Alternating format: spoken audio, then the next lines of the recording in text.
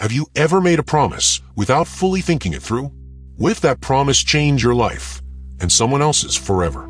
Today, we'll uncover the gripping story of Jephthah, a man whose words brought both triumph and heartache. But before we dive into this powerful tale, if you enjoy learning valuable lessons from the Bible and want more content like this, be sure to like this video and subscribe to the channel. Your support helps us share these inspiring stories with more people. Now, let's get started. Imagine this. Jephthah, a mighty warrior, stands on the brink of battle.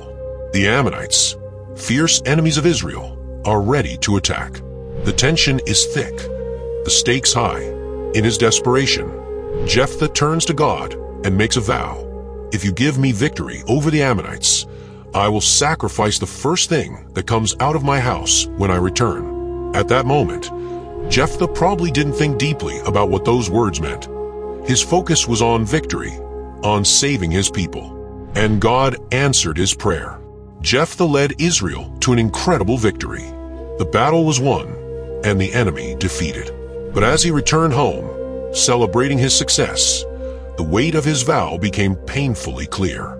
The first thing to come out of his house wasn't a servant or an animal. It was his only child, his daughter, dancing with tambourines, full of joy to see her father. Can you imagine Jephthah's heartbreak?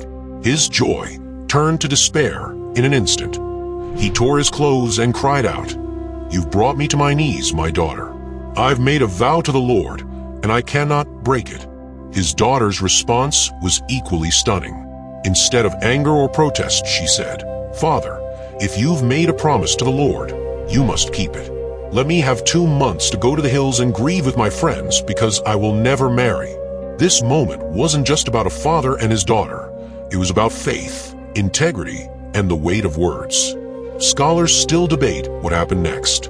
Some believe Jephthah sacrificed his daughter as a burnt offering, while others think he dedicated her to God's service, much like Hannah did with Samuel. Whatever the case, Jephthah's story is a powerful reminder of the consequences of our words and the importance of keeping our promises.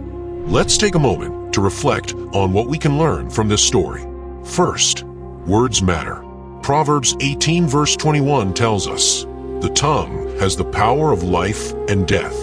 Jephthah's vow wasn't just a passing statement. It was a promise to God that carried enormous weight. Proverbs 6 verse 2 warns, "You are trapped by what you said, caught by the words of your mouth." This is a lesson for all of us. How often do we speak without fully thinking? How often do we promise things we can't deliver? Second, integrity matters. Jephthah's decision to honor his vow, even at great personal cost, shows his deep commitment to God. In our lives, keeping our word builds trust and credibility. When people see that we're faithful in small things, they'll trust us in greater things. As Christians, our integrity is a testimony to the God we serve. Third, think before you speak. Jephthah's story reminds us that not all promises are wise. His vow was made in haste, without considering the potential consequences.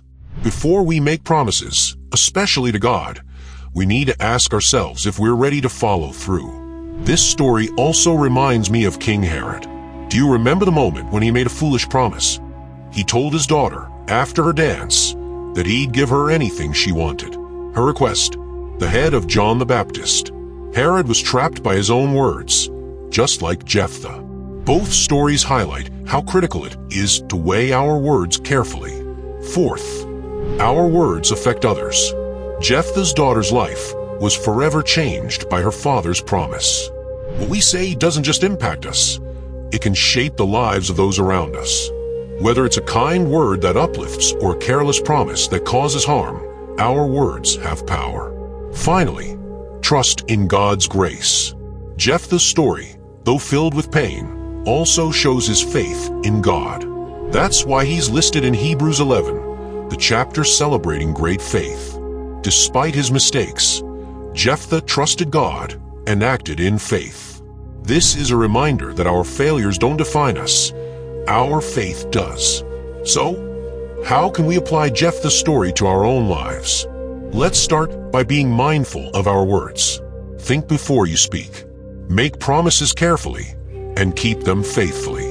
And most importantly, trust in God, even when things don't go as planned. Thank you for watching this story about Jephthah's life and the lessons we can draw from it. If you found this inspiring, share it with a friend who might need a reminder about the power of their words. And if you haven't already, subscribe to the channel for more stories like this one. Let's use our words to honor God, build others up, and live lives full of integrity. See you in the next video.